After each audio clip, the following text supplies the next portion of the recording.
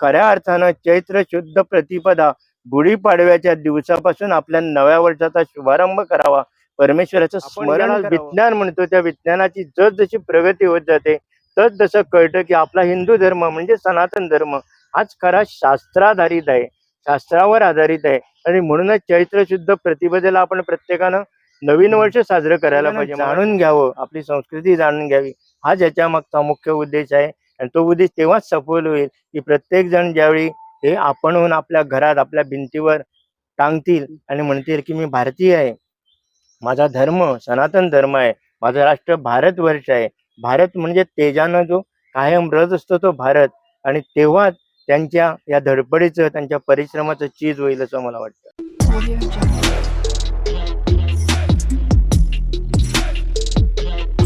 Sir नमस्कार, गुढीपाडव्याच्या हार्दिक शुभेच्छा. सगळ्यांना गुढीपाडव्याच्या हार्दिक शुभेच्छा.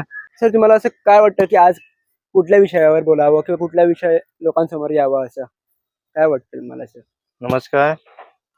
सगळ्यात महत्वाचा विषय म्हणजे 9 तारीख. आपण आज त्याला 9 एप्रिल म्हणू. दुर्दैवाची गोष्ट आहे की आपली भारतीय कालगणना आहे ती अनादी आहे, अनंत आहे, अखंड आहे. हजारो लाखो करोडो वर्षाची परंपरा आपल्या या संस्कृतीला आहे. आणि गुढीपाडवा म्हणजे आपलं खरं नवीन, आपलं नाही खरं म्हणजे जगाचं नवीन वर्ष.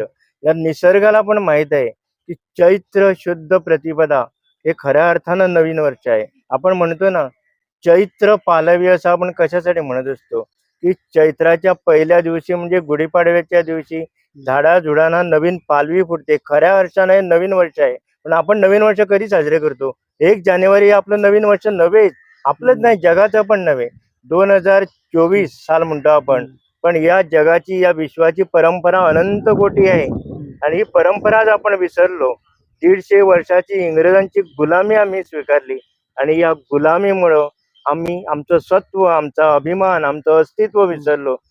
भारतीय योगशास्त्र, भारताची योग परंपरा, भारताचं वेद विज्ञान हे सारं आम्ही विसरलो. आजकाल आपण म्हणतो की विज्ञानानं एवढे शोध लावले, तेवढे शोध लावले. या सृष्टीच्या पलीकडे आणखी सृष्टी आहे, त्या सृष्टीच्या पलीकडे आणखी सृष्टी आहे. आमच्या ऋषीमुनींनी पूर्वजांनी हजारो वर्षा अगोदर सांगितलं होतं लाखो अनंत कोटी ब्रह्मांडे. अनंत कोटी ब्रह्मांडे याचा अर्थ काय की एका ब्रह्मांडा पलीकडे आणखी आणखी आणखी. आता शास्त्रज्ञ शोधतात आणखी एक गॅलेक्सी मिळाली, आणखी एक गॅलेक्सी मिळाली, त्याच्या पुढे आणखी एक गॅलेक्सी मिळाली. आपण ज्याला विज्ञान म्हणतो, त्या विज्ञानाची जसजशी प्रगती होत जाते तस जसं कळतं की आपला हिंदू धर्म म्हणजे सनातन धर्म हाच खरा शास्त्राधारित आहे, शास्त्रावर आधारित आहे. आणि म्हणूनच चैत्र शुद्ध प्रतिपदेला आपण प्रत्येकानं नवीन वर्ष साजरं करायला पाहिजे. मगाशी मी म्हटलं की चैत्र पालवी, आणि त्यासाठी मी मुद्दाम हा विषय करू इच्छितो की नवीन वर्षाच्या, खऱ्या अर्थानं नवीन वर्षाच्या साऱ्या गोवेकरांना, साऱ्या भारतीयांना आणि साऱ्या विश्ववासियांना मी शुभेच्छा देतो की हे नवीन वर्ष आहे, ते नवीन वर्ष तुम्हा सर्वांना सुखाचं, समृद्धीचं, आनंदाचं, भरभराटीचं, तुमच्या मनातील सर्व इच्छा, आशा, आकांक्षा, संकल्प पूर्ण होणारं, परमेश्वराची अखंड कृपादृष्टी राहणारं, तुम्हाला आरोग्य संपन्न प्रदीर्घ आयुष्य देणारं, तुमच्या प्रत्येक कार्यक्षेत्रात तुम्हाला सर्वोच्च देणारं, आणि मुख्य म्हणजे देव, देश, धर्म आणि संस्कृतीचा स्वाभिमान तुमच्या रोमरोमात, अंतरंगात जागृत करणारं, लौकिक, पारलौकिक, आध्यात्मिक परमोन्नती होणारं ठरो. आणि आज मला मुद्दाम हा विषय करायचा आहे की आपण 1 जानेवारीला नवीन कॅलेंडर, डिसेंबर लागला की म्हणतो नवीन कॅलेंडर आणायला पाहिजे. गरज आहे का त्याची? आम्ही आपली भारतीय संस्कृती पूर्णपणे विसरून गेलो आहे. आणि या पार्श्वभूमीवर राजेंद्र विश्वनाथ आर्लेकर जे आज राज्यपाल आहेत बिहारमध्ये, त्याच्या अगोदर गोव्यामध्ये मंत्री होते, आमदार होते, सभापती होते. या गोष्टीला महत्व नाही आहे, पण त्यांनी ज्या पद्धतीनं चैतन्याच्या माध्यमातून, चैतन्य प्रतिष्ठानच्या माध्यमातून जो हे दिनदर्शिका, सोप्या भाषेत सांगायचं तर कॅलेंडर, आजकाल आपण एवढं हे झालो पाश्चात्याच्या आहारी एवढं आपण गेलेलो आहोत, आपण कॅलेंडर म्हणतो, ऍक्च्युली ती दिनदर्शिका आहे. आणि ही चैतन्य प्रकाशनच्या माध्यमातून राजेंद्र आर्लेकर यांनी जी प्रकाशित केलेली आहे ती एवढी जबरदस्त आहे. कालगणना आमच्या पूर्वजांनी एवढ्या सूक्ष्मपणे केली होती की पंचांग म्हणतो, प्रत्येक अंग, नक्षत्र, वार, तिथी, करण, प्रत्येक गोष्टीचा आपल्या ऋषीमुनींनी सखोल अभ्यास केला होता. आणि त्यामुळं आज जेव्हा आमचे शास्त्रज्ञ सांगतात की पृथ्वीपासून सूर्याचं अंतर नेमकं एमकं आहे, तमकं आहे, आणि जवळजवळ आमच्या ऋषीमुनींनी सांगितलं होतं त्याच्या जवळपास आपण पोहोचतो. ही परंपरा पुढे न्यावी यासाठी तळमळीनं राजेंद्र आर्लेकर हे काम करतात आणि म्हणून त्यांचं मी मनापासून अभिनंदन करतो. ते बिहारचे राज्यपाल आहे म्हणून अभिनंदन करत नाही, तर बिहारचे राज्यपाल असताना सुद्धा त्यांचे पाय जमिनीवर आहेत.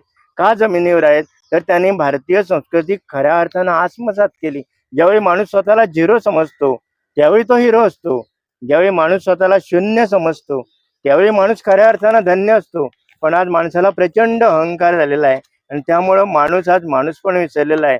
आपण म्हणतो की राम हा मर्यादा पुरुषोत्तम, पूर्ण त्याला आपण अवतारी पुरुष म्हणतो. पण मारुती त्याचा दास म्हणून घेतो. कशाला दास म्हणून घेतो? हे त्याला माहित आहे रामाशिवाय जीवनाला काहीच अर्थ नाही. जर राम नाही तर काही नाही. आपल्याला जी प्रचंड शक्ती, आपल्याला जर प्रचंड ज्ञान प्राप्त झालंय ते केवळ आणि केवळ रामामुळं, म्हणजेच परमेश्वरामुळं. याची जाणीव ज्याला असते, जो स्वतःला शून्य समजतो, तो खऱ्या अर्थानं धन्य होतो. म्हणूनच मारुतीराय आज पण चिरंजीव आहे. नेमकं तेच मला भाष्य राजेंद्र आर्लेकरांच्या बाबतीत करायचे. ते त्यांचे वडील यांनी गोव्यामध्ये राष्ट्रीय स्वयंसेवक संघ खऱ्या अर्थानं आणला. जी 4-5 लोक होते, प्राचार्य सुभाष वेलिंगकर होते, त्यांच्यासोबत अन्य काही जण होते. पण राजेंद्र आर्लेकरांनी आपलं तत्व, आपलं ध्येय आजपर्यंत जोपासलेलं आहे अतिशय प्रामाणिकपणे. अनेक लोक उगीच दांभिकपणा करतात की आपण कसं चांगलं आहे दाखवण्यासाठी नंतर. पण राजेंद्र आर्लेकर हे असं व्यक्तिमत्व आहे की नखशिखांत प्रामाणिकपणा, अतिशय संवेदनशीलता त्यांच्यामध्ये आहे आणि त्यामुळे त्यांचं मी अभिनंदन करतो. त्यामुळेच गेली 11 वर्ष ते हा उपक्रम राबवतात. आज मी राज्यपाल आहे, मला काय गरज आहे असं म्हणायची, असं ते म्हणू शकले असते, पण ते म्हणत नाही. त्यांना वाटतं की जे मला माहित आहे भारतीय संस्कृती, हिंदू संस्कृती, सनातन संस्कृती, मी भारतीय आहे, भारतभूमीत मला जन्म लाभलाय, माझ्यासारखं जे ज्ञान मला आहे, ज्याची जाणीव मला आहे, ते प्रत्येक भारतीयानं संघतत्व, राष्ट्रीय तत्व आत्मसात करावं. म्हणून त्यांनी ही दिनदर्शिका काढली आणि माझी प्रत्येक गोमंतक्यांना आव्हान आहे की त्यांनी ही दिनदर्शिका आवर्जून घ्यावी आणि खऱ्या अर्थानं चैत्र शुद्ध प्रतिपदा गुढीपाडव्याच्या दिवसापासून आपल्या नव्या वर्षाचा शुभारंभ करावा, परमेश्वराचं स्मरण करावं. आपण 1 जानेवारीला नवीन वर्ष साजरं करतो. आपलं सत्व, आपलं अभिमान, आपण सारं काय विसरलोय.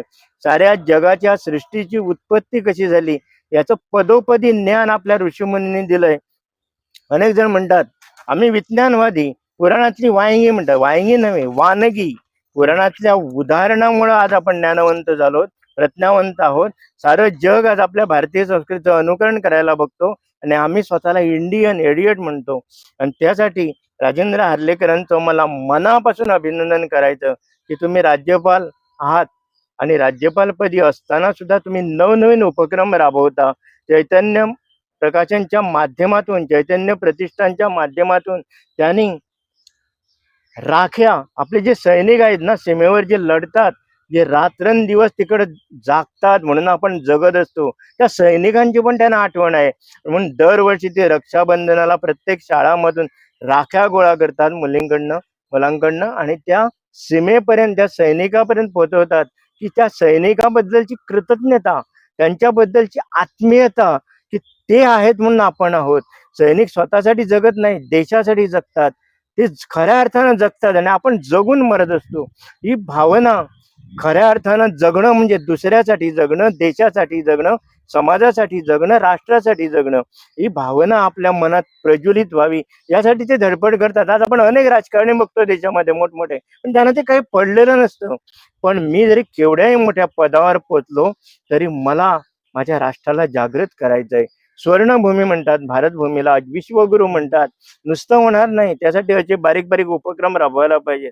अनेक जण म्हणतात विश्वगुरु बनाएंगे भारत को. भारत हा विश्वगुरु मुळात आहेच, पण त्यासाठी आपला खारीचा वाटा प्रत्येकानं उचलायला हवा.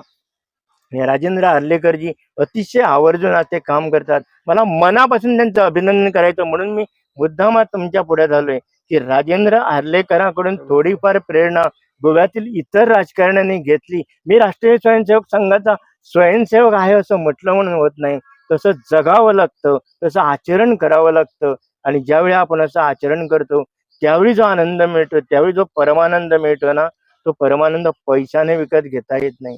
खरं सुख हे आत्मानंदात आहे, आत्मसौख्यामध्ये आहे आणि याची जाणीव समाजाला व्हावी म्हणून त्यांचा हा उपक्रम आहे. अनेक जण म्हणतील काय, कशासाठी, का? याचं कारण हे आहे की आपण भारतात जन्मलो. आचार्य विनोबा भावेने म्हटलंय की भारतात एखाद्या पशु पक्ष्याचा जन्म लाभणं हे सुद्धा महत् भाग्य आहे. आम्ही म्हणतो कुठं हे इंडियन भारतान आमका जन्म मिळा. तुझे आहे तुझं पाशी परी तू जागा चुकलाशी, दिव्याखाली अंधार, अशी आज आपली भावना झाली. आणि ही भावना बदलावी म्हणून ते जे प्रयत्न करतात, म्हणून मी त्यांच्याकडं खऱ्या अर्थानं नतमस्तक आहे. ऋषितुल्य व्यक्तिमत्व आहे ते, राजकारणी म्हणून नव्हे. राजकारणात राज्यपाल आज असतील, उद्यान असतील, पण त्यांनी जे कार्य केलंय ते एवढं दिव्य आहे, एवढं भव्य आहे, चैतन्यमय आहे. त्यांच्या प्रतिष्ठानचं नाव पण चैतन्य आहे. चैतन्य हे अध्यात्मामुळे मिळतं. आपण अनेक ठिकाणी म्हणतो चैतन्यमय कार्यक्रम, नाही. चैतन्यमय कार्यक्रम हा अध्यात्माच्या माध्यमातूनच होऊ शकतो. आणि त्याचमुळे त्यांना अनेक जण विचारतात, तुम्ही तास तास बोलता, हातामध्ये चिठ्ठी नाही, काही नाही, कसं बोलता? ज्यावेळी आपण आपल्या अंतरंगातला आत्मजीवा प्रज्वलित करतो. आपल्या गोव्यातील संत सोयरोबाना दांबेना म्हटलंय, हरिभजन हविन काळ घालवू नको रे, अंतरीचा ज्ञानदिवा मालवू नको रे. तो अंतरीचा ज्ञानदिवा आपला जागृत झाला म्हणून ते गप्प बसले नाहीत, इतरांचा पण ज्ञानदिवा जागृत व्हावा म्हणून ते प्रयत्न करतात. आणि म्हणून त्यावेळी ह्या दिनदर्शिकेचं प्रकाशन झालं, त्यावेळी त्यांचं जे पाऊण तासाचं भाषण होतं, तो अमृतानुभव होता, चैतन्य अनुभव होता. आणि थांबूच नाही असं वाटत होतं, आणि एवढ्यात त्यांचं भाषण संपलं. म्हणून मला त्यांचं मनापासून अभिनंदन करायचंय. आणि त्यांच्यासारखे उपक्रम इतरांनाही राबवावेत, आणि खऱ्या अर्थानं भारताला विश्वगुरुपदी आरूढ करण्यासाठी प्रत्येकानं प्रयत्न करावेत. कारण आपण भारताचे सुपुत्र आहोत. देशानं आपल्याला काय दिलं यापेक्षा आपण देशाला काय देतो हे महत्वाचं आहे, बरोबर सर. आणि तेच महत्वाचं आहे. सर दिनदर्शिका कुठे कुठे अवेलेबल आहे, म्हणजे कुठे कुठे भेटणार आम्हाला?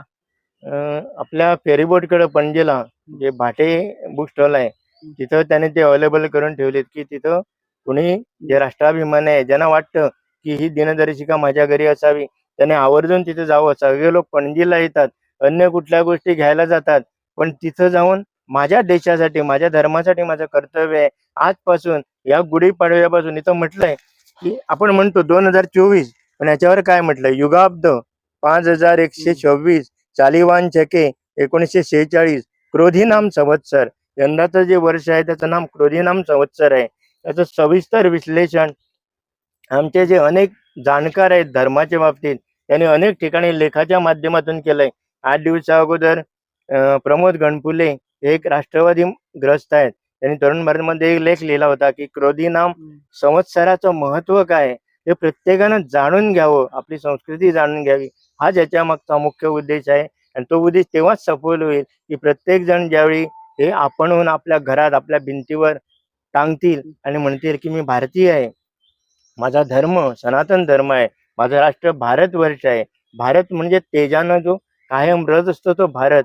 आणि तेव्हा त्यांच्या या धडपडीचं, त्यांच्या परिश्रमाचं चीज होईल असं मला वाटतं. तर मला वाटतं की इथे प्रत्येक गोव्यातली लोक दिनदर्शिका ही घेणारच. तुम्ही सांगितलं आणि आपणच घेऊन थांबायचं नसतं तर इतरांना आपण त्या दृष्टीने जागृत करायला आहे. कारण बरोबर. दीप असे दीप जलावं असं आपण म्हणत असतो. आणि त्यासाठी मी घेतला आणि मी शांत राही बसलो असं नाही, तर प्रत्येकाला या गोष्टीचं महत्व आपण पटवून देण्याची गरज आहे. तर मला एकच विचारायचं होतं की बाकीच्या दिनदर्शिकावर आम्हाला इझिली सगळ्या गोष्टी समजतं नॉर्मली. आता याच्यावरती आम्हाला कसं काय कळणार, सगळं मराठीत लिहिलंय म्हणजे असं आहे ना, तर कसं नॉर्मल त्याच्यावर सविस्तर त्याने उल्लेख केलाय. आपण जर वाचला ना तर त्याच्यावरनं आपण कळेल कुठली तिथी आहे, कुठला वार आहे, काय आहे. आणि मग तारखेप्रमाणे पण आपल्याला इंग्रजी कॅलेंडर प्रमाणे हे करण्याची सवय झाली. त्याची पण सविस्तर माहिती आपण जर सखोल जर बघितलं तर आपल्याला त्याचं जाणवेल. ती पण सोय करून ठेवली आहे इकडे. हो. खूप खूप धन्यवाद सर, तुम्ही खूपच आम्हाला महत्वाची बातमी सांगितली. चैतन्य दिनदर्शिकाबद्दल आम्हाला जाणून दिलं, ते आम्हाला माहिती नव्हतं. खूपशा लोकांना पण आता माहिती नसेल, आता जाणवेल ते आणि लोक घेतील अशी मला आशा आहे. धन्यवाद.